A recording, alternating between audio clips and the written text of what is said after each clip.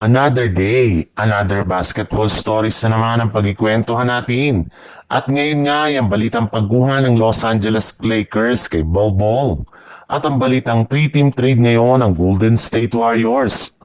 Sa kabila nga ng magandang performance ng Los Angeles Lakers at ang kanilang pagkapanalo, ay may lumabas pa rin ng balita ngayon patungkol sa kanilang team kagaya na lang ng inilabas na trade nila sa Utah Jazz, kung saan posible nga daw nilang i-trade dito si Gabe Vincent at Dalton Knecht para makuha si Robert Williams.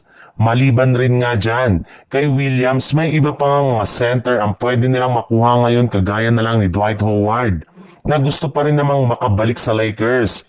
Si James Wiseman na ini-wave pa lang ng Indiana Pacers at si Nick Claxton na available na ngayon sa trade market mula sa Brooklyn Nets. Yes, kasali pa rin nga si James Wiseman sa mga posibleng player na pwedeng kunin ngayon ng Lakers para lamang mapalakas ang kanilang lineup.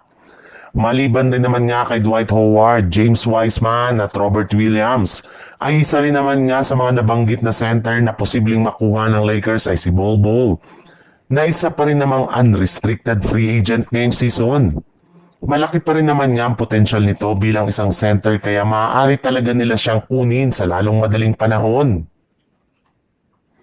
Sa ibang balita naman, kumpirmado na nga ng Golden State Warriors na matapos nga na magtamo ng quad injury si Stephen Curry sa last game ng Golden State Warriors laban sa Houston Rockets ay inaasahan na nga na mawawala siya sa team ng at least 1 hanggang sa 2 linggo.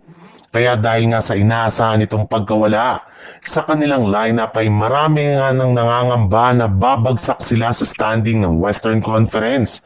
Lalo pat hindi rin naman nga biro ang kanilang game schedule sa mga susunod na araw. Para nga sa inyong kaalaman, meron nga po ngayong natitirang 2-game homestand ng Warriors laban sa mga kupunan ng New Orleans Pelicans na meron ng Zion Williamson sa lineup at ang dating defending champion na Oklahoma City Thunder na isa sa pinakamainit na team ngayong season. Susundan nga po ito ng pagkakaroon nila ng 4-game road trip laban sa mga team ng Philadelphia 76ers, Cleveland Cavaliers, Chicago Bulls at sa Phoenix Suns na kabilang sa mga top teams ngayon sa Eastern at Western Conference. Kaya medyo delikado nga talaga ngayon ang Golden State Warriors na bumagsak pang lalo sa West since hindi rin naman nga nagkakalayo sa kanilang mga kupunan na nasa ibaba ng standings. Kaya suggest nga ng mga analyst na kailangan na nga ng kanilang team na kunin si Domantas Sabonis sa kahit anumang paraan mapa-3-team man yan o 4-team trade.